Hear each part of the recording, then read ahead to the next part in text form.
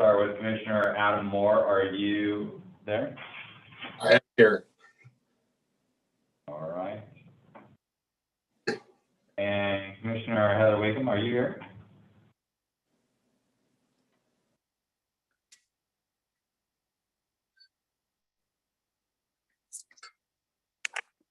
Can she chime in? She said in the chat that she has a screaming toddler, so. All right. I will put you as present. Sorry, I'm here. I And promise. then,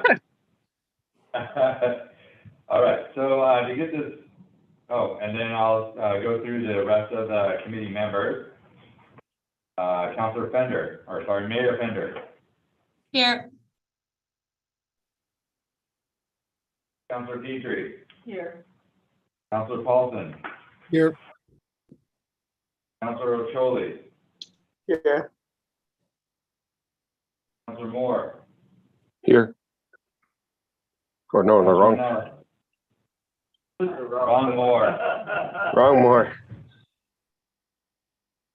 She fell off, but she's in the attendees with her hand raised, so she must have lost connection and trying to get back in.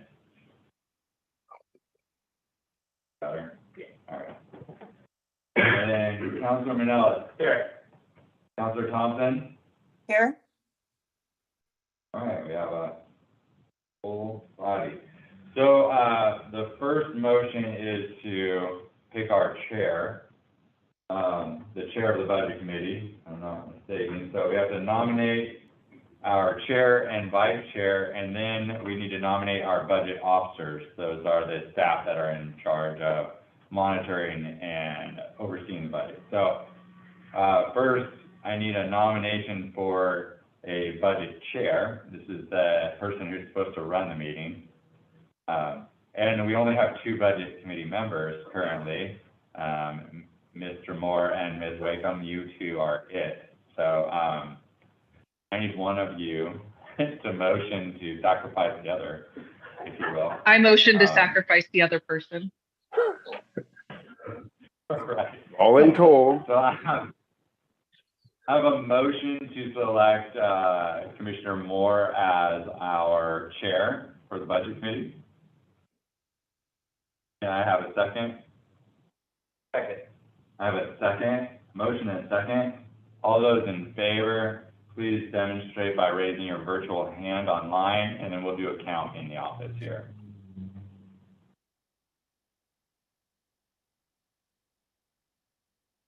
All right, it's unanimous. Have a unanimous vote there. Sorry, Commissioner Moore, you are the new chair. All right. Hang on one second. Write this down.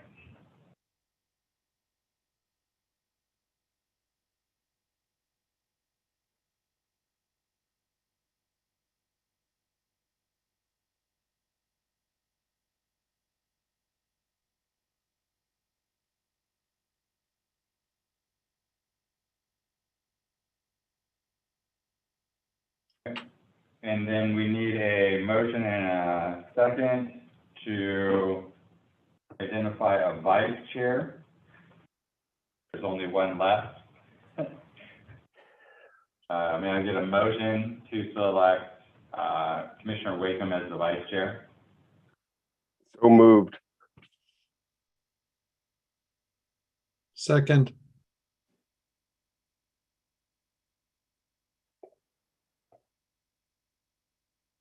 All right, all those in favor, please illustrate by raising your virtual hand online, and then in-house, we have 2, 7, 8. It's unanimous there.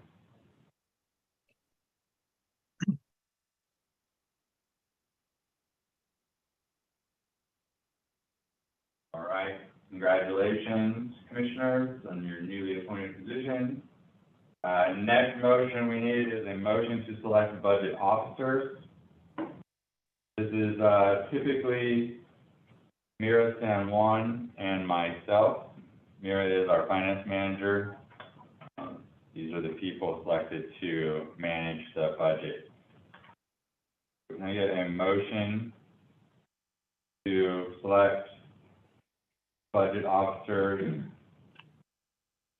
for the next fiscal year 23-24 for Mira San Juan and Michael Weston? I'll make a motion to select the budget officers, Mayor San Juan and Michael Weston. I'll second that from Kate.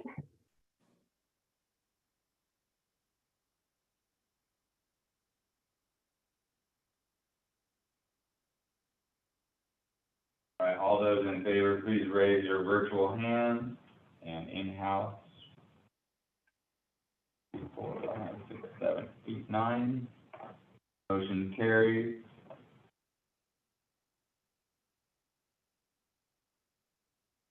All right. That, Commissioner Moore, I'm gonna hand it off to you to get it started. Unless you want me to try to just go from here. I have no idea what I'm doing. Big surprise. Well, I can take it from the in-house. It might be easier for me to kind of run it here if you'd like, or I can pass it off to, we have Counselor Petrie, or Counselor Manelis is also in-house. Whoever, just not me. All right. Well, Oh, the all right. next thing on our agenda is the presentation of the budget message. So based on our format today, I think everybody has the budget message before them. Ultimately, I can read it, or you can take a second to read over it and ask me any questions if you have any. Essentially, this next budget year, we're keeping it pretty consistent with where we've been in the past. We're trying to budget conservatively on our revenues and conservatively on our expenditures. In that, I mean, when we look at the budget, we estimate our revenues lower than what we're actually thinking that they will be, and we estimate our expenditures more than what we're hoping they will be. So that way, at the end, we have a little bit of buffer in between things. We do, however, have some pretty big expenditures coming at us over the next year. We are looking to hire a planner position, an associate planner position, or planner 2. We also are going to need to find office space for that particular individual or additional staff as we continue to grow.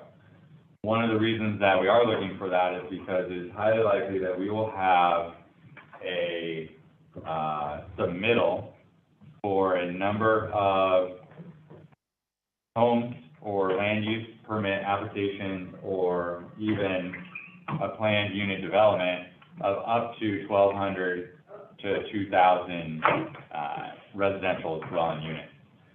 So that being said, we are not staffed or equipped to handle that kind of load. Our current contract planner, Keith Leiden, has said that he would like to ratchet down his level of work on a slow path toward retirement at the end of the year, which means that in December, we probably lose Keith for the majority of our work. We can probably still, pick his brain every now and then for some of the long-range planning stuff, but for the most part, we need to start thinking about bringing this in-house. So what we are looking at, and it's not necessarily in this particular budget yet, but we'll need to look at how we handle this, about putting a more permanent modular unit adjacent to our current building and turning that into a kind of semi-permanent office space. Temporary for the time being, but we do, the idea is that once we get over to our new city hall on the far side, that we'll have sufficient accommodation, but we currently don't have that capability unless I cubicleize the council chambers, which I don't think works. So what, a hybrid work model? That's what I'm talking, yeah, so you mean like work from home and yeah. Maybe 1 or 2 days a week come in for meetings. The problem is I don't even have a spot here. I'm already doubled up on offices as it is. So I would have to create some sort of work space for them, and it's just not very conducive. So what I was thinking is, we could get one of those little modular units for like a 12 by 30 and put it adjacent to our building right out here. And that way they can use the sidewalk and everything that's currently in place. And, we'd be minimal infrastructure, just, power and internet essentially for that facility. And then they would have to come in for restrooms and all that stuff. Is that the size that you used during the remodel? Similar, yes, but I would want to put it a little further back because of the more permanent style nature of this. It's, I don't want to leave it up on the street like that, so I'll try to put it back here closer to the fence.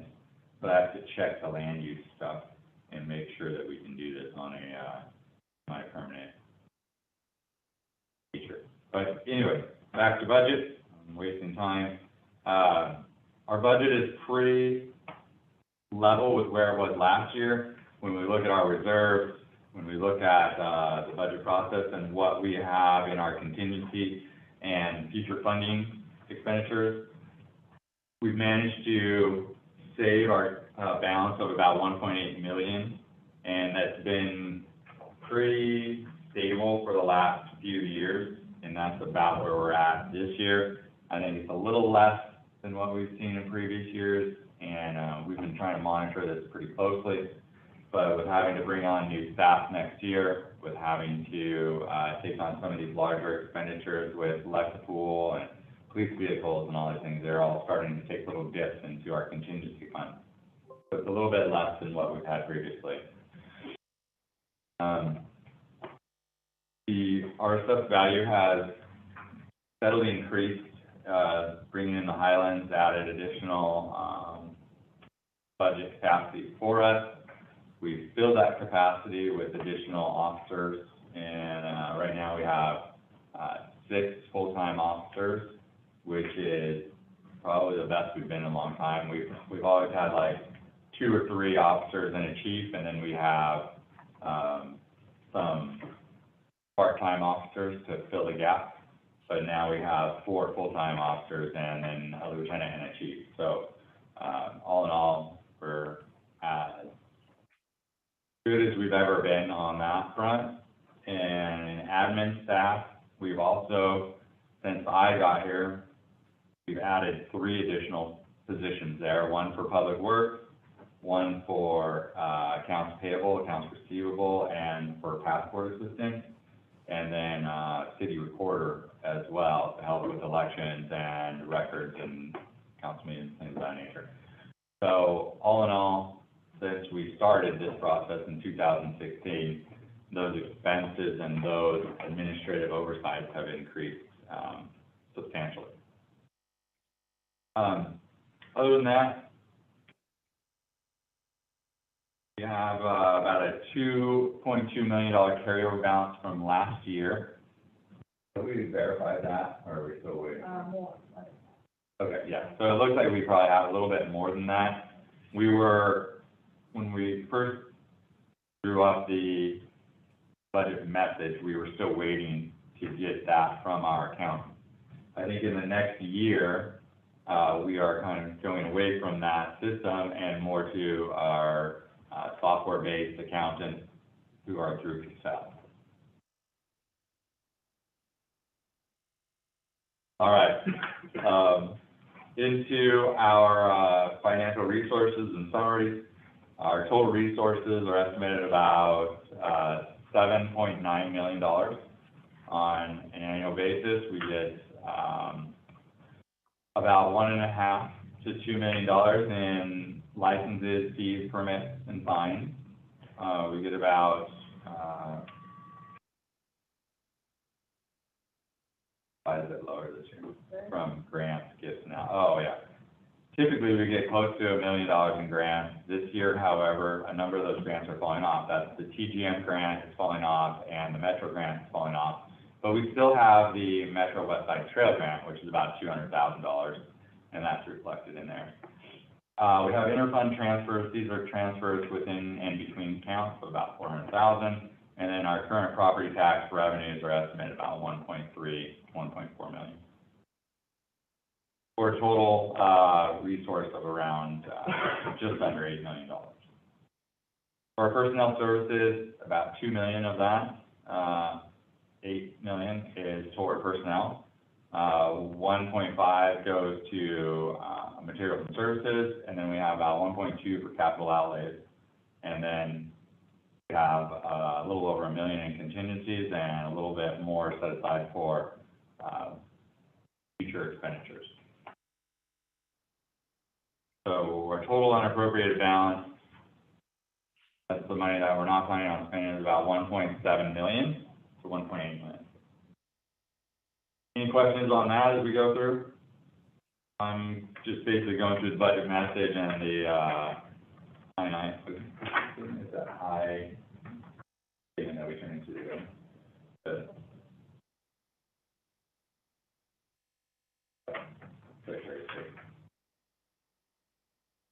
LB 50? LB 50 form, thank you. All right, any questions on the budget message? Okay. Going into the general fund, we've added park maintenance.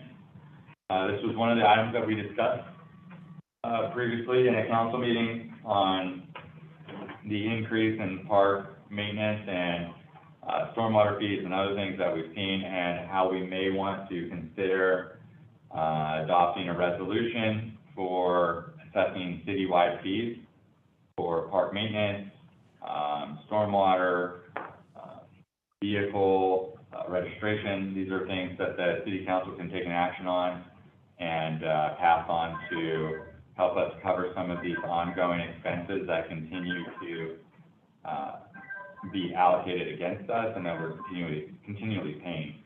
So over the course of the next fiscal year, we're going to do some research on those and see about what it takes for us to implement that. Now, we're not planning on that as a resource, but we are planning on the expenditures that we see in here, which are the park maintenance of an additional $70,000 this next year, the city planner position for about $68,000, additional accounting services of $50,000, which is actually a decrease from what we're paying Mr. Marr, so we'll save some money there. We should also see a decrease in our contracted fees for the planner work, but again, we're bringing some of that in-house, so it's probably budget neutral. We have contract services for GIS, public outreach, and sales support additionally there. The police department, the big addition is the $60,000 for the patrol vehicle purchase. And then for debt service, we have the $100,000 on the city hall that we all did a couple years ago. Any questions on general fund?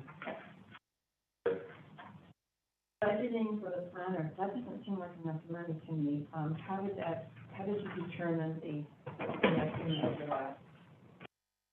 So what you came up on the back is the salary schedule for the planner. And so it's a planner 2.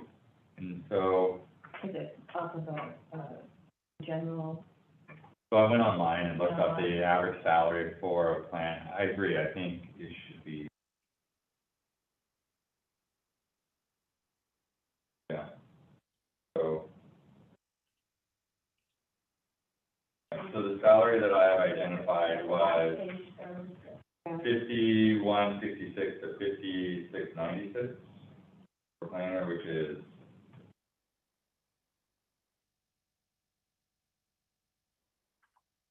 that's just the salary. What was the question? What was the question, Mike? The question was the $68,000 that we have allocated in the budget for the planner doesn't seem sufficient for that level of employee. And so what I did is I looked it up online. For a planner 1, the range was 53 to 63. For an associate planner, it was 63 to 73. And for a long-range senior planner, I think it was 73 to 83, or 73 to 93. Let me see what I had.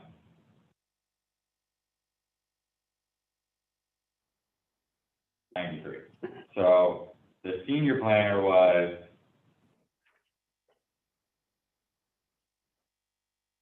was about 73 to 93.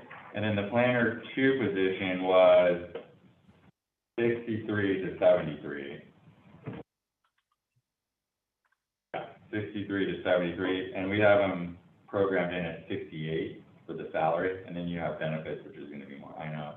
Oh, is that local? That number, that's a national number, which really doesn't Like factor. Oregon, like the state of Oregon, but yeah, for our region, that's gonna be low, Yeah. because you're gonna be, it's still a good job, What experience is required for that? 5 years, 5 years for the first level? yeah. Okay. So this would be at level 2. I think you're gonna have trouble. I think so too. I think we will struggle to bring someone in on the, within the 68 Yeah. that we're offering, especially given today's rate. So, the high end of the planner 2 is, I'm just gonna plug this in, come on. The high end is 83. So it's 63 to 83 is what I have for the planner 2. They can get up to the 80s, which I think is respectable. Still under. That's not within the budget. I know, right now, we're planning on starting them at a lower level, and then Yeah, it would go up 5% each year. There's 7 steps, yeah, so there's 7 steps in the budget yeah. for the union agreement. And so each step goes up 5% each year. And so you would have them starting out at a lower level, and then maybe we can bump them up afterward. But we'll put the range. So I guess the question for the council is, we can put the range in there, the 68 to 90. I say 83, yeah. 83, yeah, 83. So we can put the range from, 63 to 83. And I know they're gonna wanna come in and they're gonna wanna be at the 83. Right now, we don't have that budgeted, so I can push back a little bit and explain our, benefit package, which is very nice. And then we could also try to do some flex work stuff, so they can have the luxury of maybe working from home as well, some of the day, like a couple of days a week. Fingers. Unless the committee wants to, allow more flexibility in there for the staff, which Well, I'm Mike- open to, but it means we'd have to come back and redo budget later. I have a question about this. The funds that would typically be used for our current city planner, are those funds still in the budget? Are we looking at having an overlap, 2 city planners? Because if the salary that we normally pay Keith is still in the budget, then that gives you that flexibility, right? For a salary for an employee. Yeah, we have some contract services still in there. There's gonna be a learning curve, I think some crossover learning curve. But yeah, the idea is that instead of contracting with Keith on this stuff, we'd just be paying in-house. So the more we do in-house, the less we have to contract with Keith. And then his plan is to retire toward the end of the year, essentially. Right. And, try to pass this off. So I guess I'm wondering if the budget reflects the full salary of a new person, or if it reflects the difference in what is currently being paid and what would need to be paid. Does that make sense? It reflects the full estimate for paying for Keith for the full year, as well as the full estimate for paying for the planner. Right. And that probably won't happen. So that gives you flexibility in salary negotiation with that overlap. Okay. Yeah, it would, yeah. But the problem is that they're in different budget lines. Yeah. So one's under like contract services and one's would be under general fund personnel. But So- we could, what we could do is later on, do a supplemental budget and shift that over, right? If we find we're not pulling from that fund as much. Can we combine it now? They're in the same bucket, right? They're in the personnel services bucket. Like what would No, be, not really. Because then we can Okay. put keys in-house. Yeah, these are, they're slightly different because it's under contract services and then personnel services. Yeah. So it's two different funds, two different departments, yeah, it's, Yeah. I mean, it's the same kind of department being administration, but it's like contract services versus personnel services, and it's just the way that the budget, laws are kind of, Yeah, one under personnel services and one under material. okay, material services. Oh, so it's personnel versus material services. Yeah. So so contract services are under material services. Yeah. okay, I see that now. Thank you. But like you said, we could do a budget revision if we need to reallocate money to different areas. Yes, I believe that's correct, yes. We Okay, could do that at like the quarter or something from like around September. okay, So the budget goes in effect, July 1, and then the first quarter review is in September. We could do a supplemental budget if necessary. And we'll know more at that point in time on what their workloads are and more is coming off Keith's plate than what we're expecting. thank you.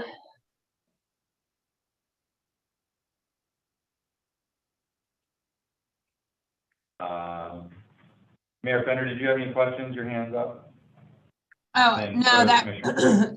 I was just echoing kind of Kate's, I had the same thought process, and so you can lower my hand.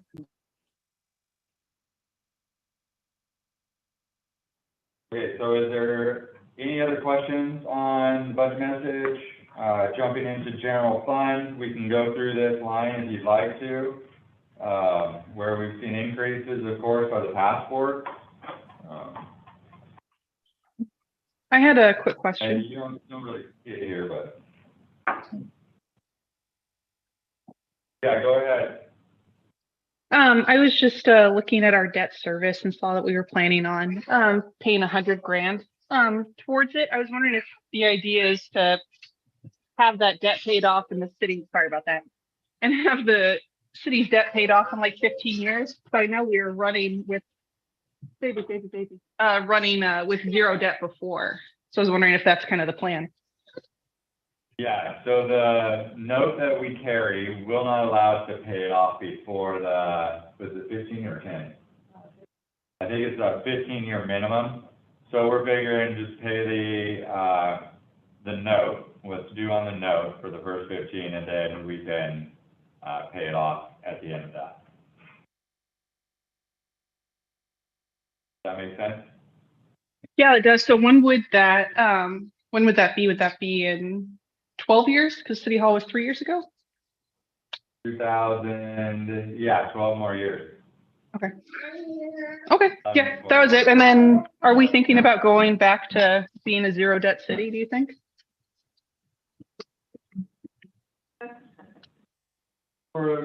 That's a good question. I would hope so at some point in time, but we also have some pretty big expenditures coming our way. We are probably looking at the possibility of creating an urban renewal district to offset and do some bonding to create a park rec center, library, city hall administration building over on the west side. That'll take a heavy lift. We're estimating it's going to be between 20 and $30 million, with a high of about 35. Hopefully not. I've seen some buildings getting built for, $4 or $5 million. That might suit our needs. So the range is there, and one of the things that Ronnie's working on right now is an RFP for architectural design. And so hopefully at that point in time, we can figure out what the budget is that we're going to need and then go out for the proper debt service and bonding for those particular things. So that would essentially exacerbate our debt, and create more debt for us, and bonding our potential future revenue. So one of the things that we're looking at with the 1,200 to 2,000 homes coming in over the next 5 to 10 years is how we provide services for those. So there's some growing pains there for sure. Thank you for your time. Any other questions? So I have a question on for the park maintenance. Yeah. So the budget is 70,000, which is a 20,000 increase. What are the plans with that? Look, well, right now it's coming out of, funds are coming out of general fund. And so one of the things that we've identified is that if we want our parks looking nice, we need to figure out funds to actually, a resource to fund them. And so what we were talking about doing is doing a park fee. And the only way to do a park fee is by a council approved resolution to a city fee. So, more of that question is the path. I know we've been trying to get grants and you know, maybe help from the state on that, but I feel we really need to look at biting the bullet and fixing that path, because it's just waiting for someone to get seriously injured out there. Actually being bid Okay. right now. It may come out, it's in the capital improvements for the street fund. Okay. So, but we're using ARPA funds to pay for that explanation. So Yeah, I would just really like to see that. we're basically reallocating some of the ARPA into infrastructure to pay for that, stage. It is in the budget. Hey, Mike, Yes. do we have an update on the funding that we've requested through Rep. Neron's office? Any update on whether we're gonna get those funds? And if not, do we have an idea as to when we might find out? And I will just preface this by saying we have an extremely long shot at getting any dollars out of the state legislature this cycle. So no one hold your breath, but we have put in a request, and it passed the first process. So I don't know. I haven't had a chance to talk with her, but I'm assuming you haven't heard anything. I haven't heard anything either. You know, it's still floating out there, and I haven't heard anything come out of legislative session on what they're gonna be. Well, doing. now that they got their tolling stuff told, then maybe we'll find out. So I'll try to reach out and get you guys an update from her in the next week or so. So, but all right, thanks. One of the things I was mentioning earlier is the increase that we've seen for passports over the last 3 years. If you look at line 9 on page 1 of the LB20 form, you'll see that in 2020, granted our numbers were down because of COVID, but typically we were doing anywhere from 40 to 50,000 before that, and then we started, so in 2019, our numbers were about 48,000 in passport revenue. The following year, it was up to 68,000, and then the year after, it went up to 185, and now it's at about 269 so far this fiscal year. That's all. April. As of, Still have May, June. yeah, so as of April, we're at 269,000 in passport revenue, and so these guys have been killing it. You know, I'm talking to other cities about potentially reopening some of theirs and taking some of the pressure off of us. It sounds like Beaverton might be going more to a walk-in style here in the near future, but, right now it's just us still. It's good revenue, but it is a little tasking, little is an understatement, on our staff. So just something to be aware of as this, progresses, but, you know, kudos to the staff for putting up with that, because it's 8 hours of standing on your feet, you know, processing passports, so, not easy. We do have some development happening this year. We have Ponderosa Pines, which is 12 units, 12-unit subdivision, and then we have the 131st and Fisher, which is a 16-unit. We also have David Bruce, who's proposing to do a 9-unit subdivision on their property as well. So you'll see in here now what was previously like 0 before for metro tax and school CET tax and those sort of things. Those are in here as revenues. You'll also see some revenues under building codes and things of that nature that we're expecting from those developments. Any other questions on the resources, general fund, before we get into expenditures? Okay, so we've kind of seen some steady increases on our expenditures, something that we've been kind of eyeballing, but inflation has been a major contributor to extra costs, as well as increased regulations on other fronts, on our police force, as well as on administrative side that require legal work and professional services that we weren't previously working with. So you'll see some increases there through professional services, through some of the off stuff, also advertising elements, getting the word out of all the stuff that we're doing, master plan, transportation system plan, code work, those are all identified as well.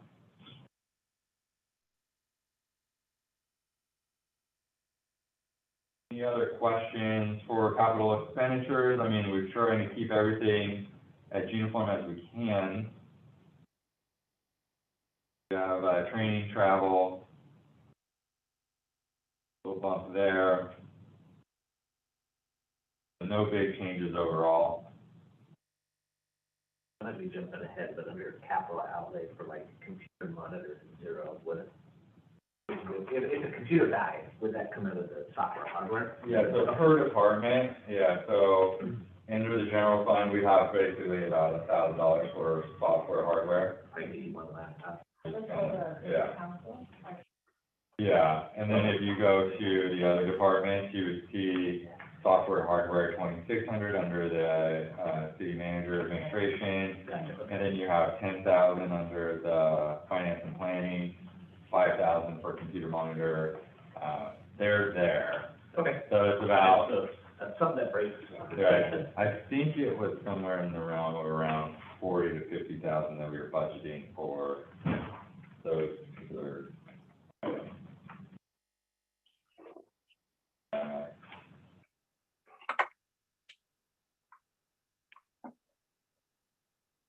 It's under the details. So, I mean, you get the big line items under the general fund, and then you dive into the details afterwards. But yeah, hopefully we have it covered. If you see any shortfalls there, let us know, and we'll be happy to get proper adjustment. Okay, so I'm moving on to about page 4 now. Not much there, not much changes here. A little bit higher on training, travel, and assistance. A little bit higher on the memberships and dues.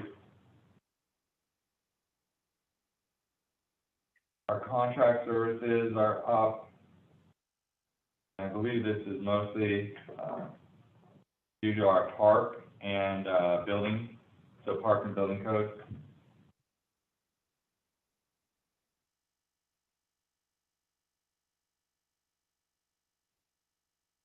On to page 6. Again, we have our contract services, have our professional services.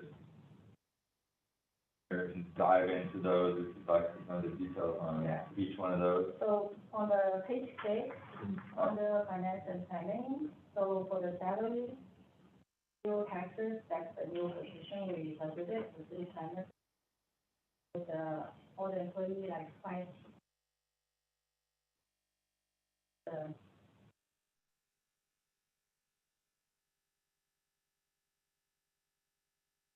And then under materials and services, the office supplies, that's the postage we pay for the passport mailing for people, we sell we sell postage for people come to do the passport application.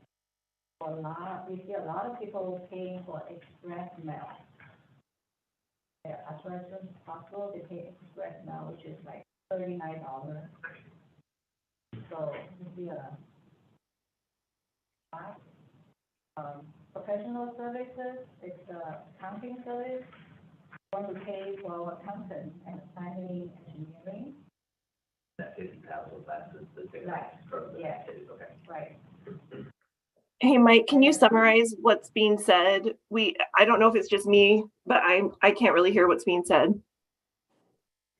So she's, Mira's just describing the uses under the professional services, line 9, and contract services, line 11 of page 6.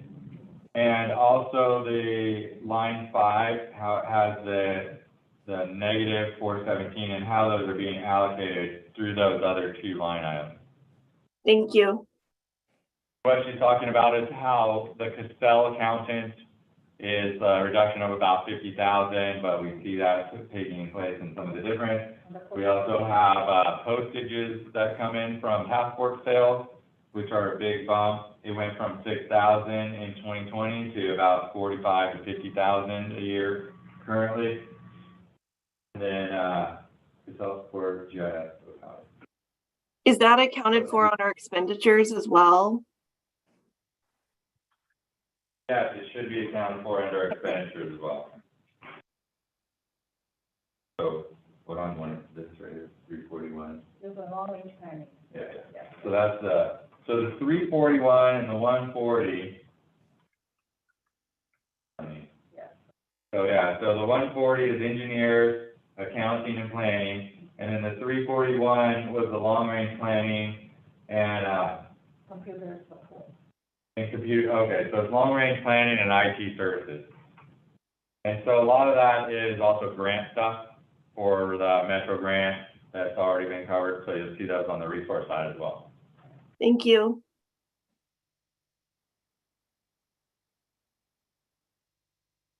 One of the things that may need to adjust here under the general fund at a future point is gonna be the, line 24, where we only have $1,000, because we're gonna probably need to get, desk and some other things for the new position. That heads up on that in September. Moving on, any questions on page 7? Seems pretty straightforward.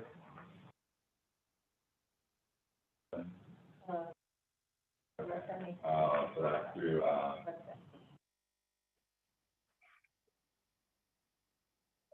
okay, page 8, any questions on page 8?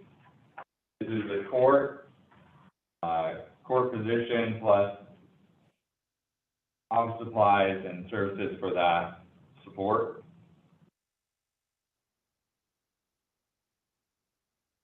And then moving on to page 9. Continuing on for the building department, here we see about 96,000 in contracted services. We're estimating that you're gonna see more housing units over the course of the next year, and that's why those services are contracted there.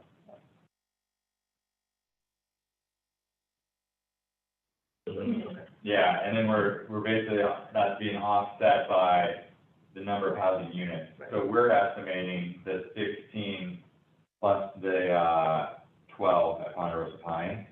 We're not counting on Bruce's yet, because we haven't seen that one.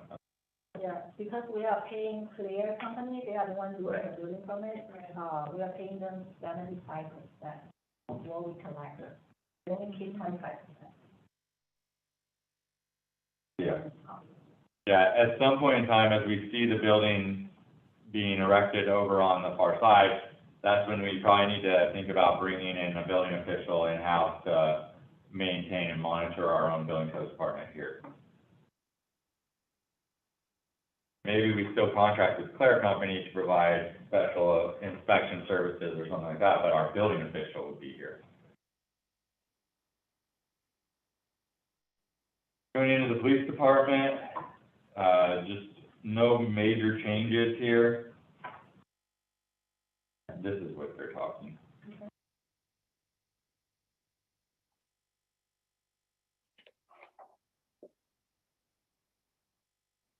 People, we do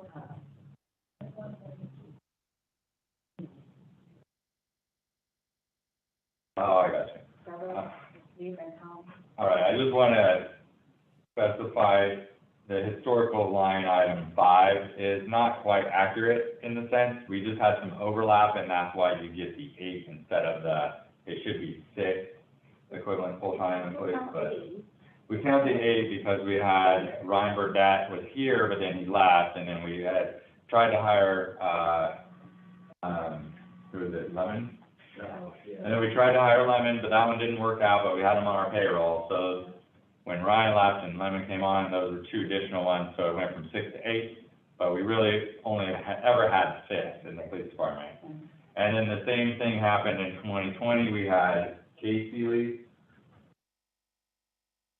Yeah, Casey Everett, right? Then we had Shelby Thatcher on, but then she left, and then we had Casey Everett. Cody Everett, sorry, come on, so there we had an extra one as well. But the number that we actually had in-house was never more than 6. Just, that was a question of contention last night, I just want to make sure that everyone understands that. Otherwise, we haven't really seen any major changes. One of the big expenditures here is going to be the vehicle purchase. The other thing that we're trying to get through is the Lexipol policy pieces. Most of that was already paid for in this fiscal year that we're currently in, but there's still a lot of staff time being dedicated to going through those Lexipol policies and implementing them. Any questions on page 10 of the police department? Next is the street fund. This year in the street fund, we have approximately $400,000 of expenditures for street improvement. Those are going to be Crown Drive here, Par 4. We have a section of 123rd Street. I'm not sure we're going to be able to do that. There was also a section I think that was it, Crown, Par 4, and then 123rd, and then we were doing the track down at the park. There's a lot of mobility, ADA issues with Par 4. We will not be able to address all of them. We will address some of them. Some of them are, if we touch it, there's no way we can fix it. So there's one off of Par 4 on the northeastern side where the slope of the road is so steep that there's really nothing we can do with that particular piece within the existing right of way. We looked at maybe some solutions on how we might be able to address that, and it just started, snowballing into more and more problems and more issues. And finally, we're like, we just don't have that in our budget to try to fix it, and so we'd also have to purchase and potentially go through a huge process. So we're trying to keep it reasonable, within reason, and we'll see those roads get new surface. They'll do the 3-inch grind and overlay on those roads. We did on the road. Yeah, that's what we try to do every year. You could do the slurry, but like the slurry just chips off after a couple of years and blows out. So then it's kind of nice for maybe a year or two, but then we find that I have a previous coworker that,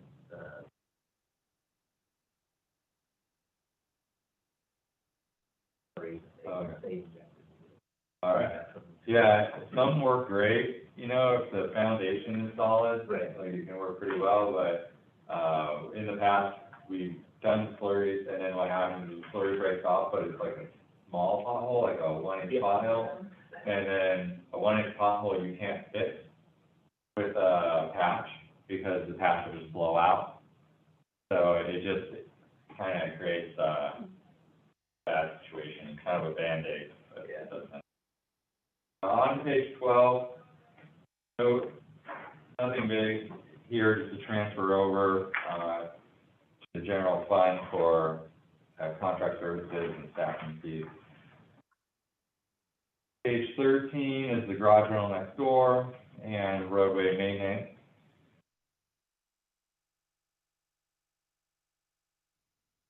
14, going still in the street funds.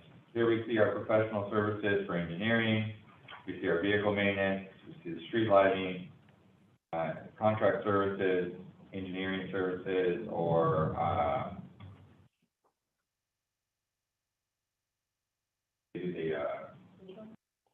it'd be line 13, the contract services. For the landscaping. Landscaping, thank you. So, That's the landscaping services on the roads. Any questions on 14? Moving on to 15.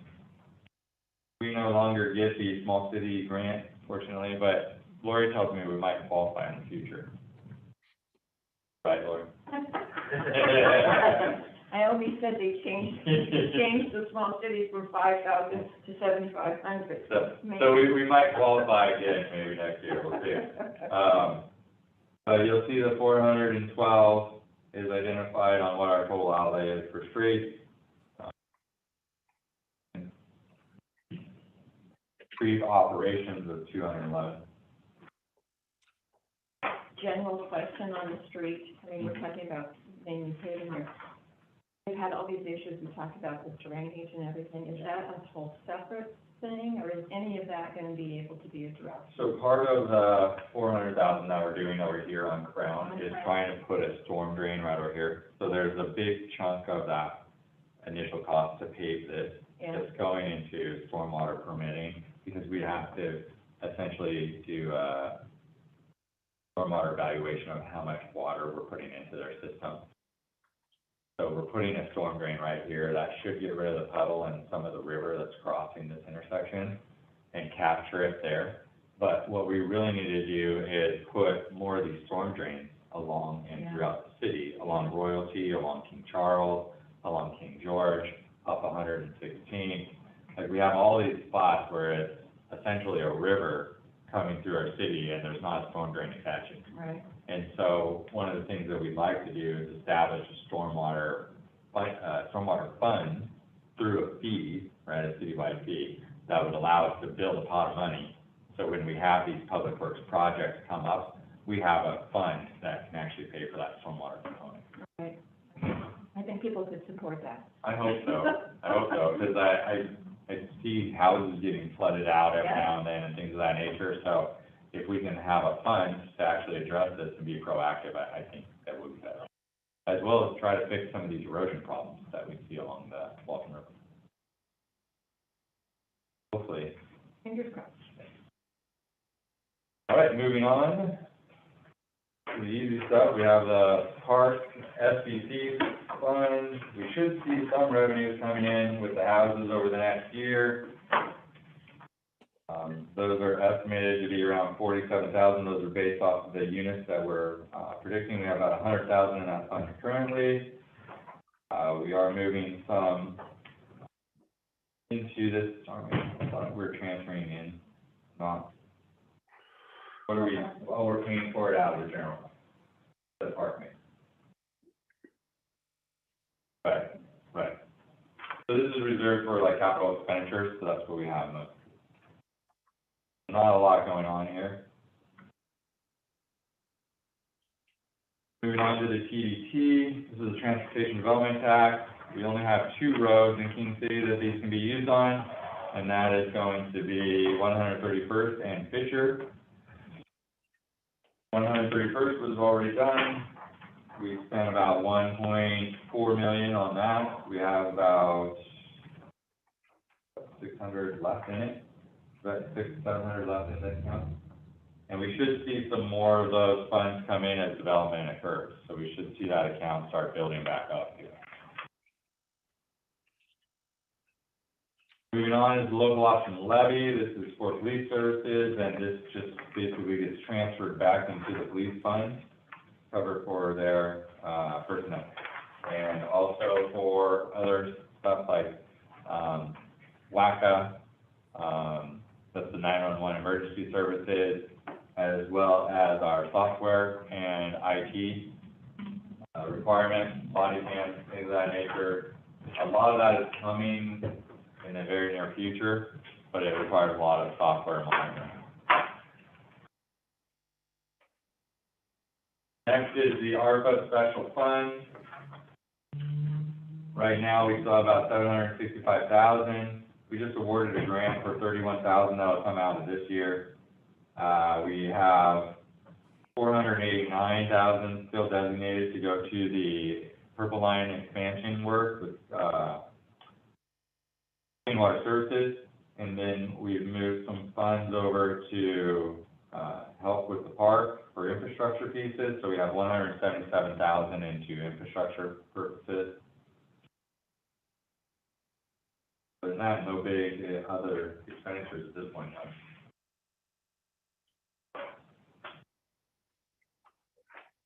All right, is there any other questions on the budget?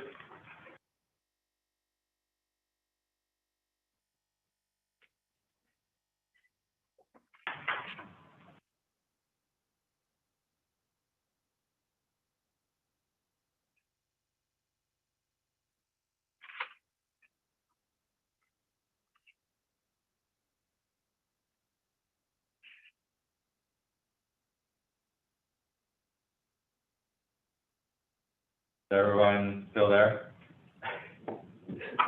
Yep, no questions for me. None here. All right, None here.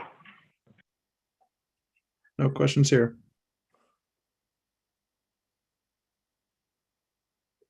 okay. If there's no questions, then can we get a, motion to approve the budget as presented? Motion to approve the budget.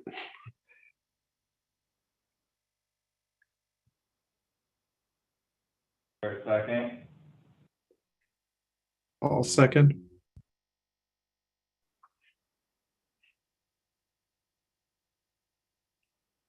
Right, all those in favor of the motion to approve the budget as presented, please illustrate by raising your digital hand.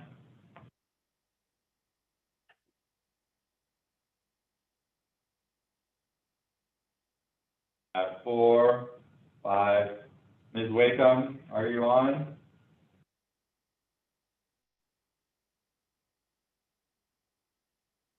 Offender, I can't see yours. Oh, sorry. 6, okay, there's 6. Heather might be with So 7. baby here. Oh, here. I put my virtual hand up. You don't need my actual hand. All right, and then we'll ask, Counselor Petrie here. Counselor Petrie, there's a motion and a second to approve the budget as presented. Are you in favor? I approve. So there's 8, so we have 8. Commissioner Wakeham, are you there? She out in chat. That's what I was waiting for. I'm gonna just move forward. We have an 8, 0, and 1 abstention. The motion passes.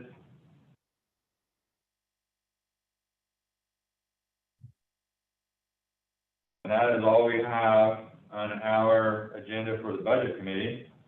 So with that, Hey, Mike. do I hear a motion? to adjourn? Just before you adjourn, I just wanted to give a big kudos and shout out to staff for preparing the binders and the budget and putting it all together in a way that is very easily digestible to all of us. So I appreciate everyone's hard work and, just kudos to the staff for, I know these are always very stressful and time consuming, but well done, job well done. So for what it's worth, please pass that along to everyone, to Mira and the team, okay? Thank you very much. So again, my question still stands. Do I hear a motion to adjourn? So moved. Motion to. I beat you. Second. Do I? All those And in favor? Adam, congratulations on your chairmanship. Yeah.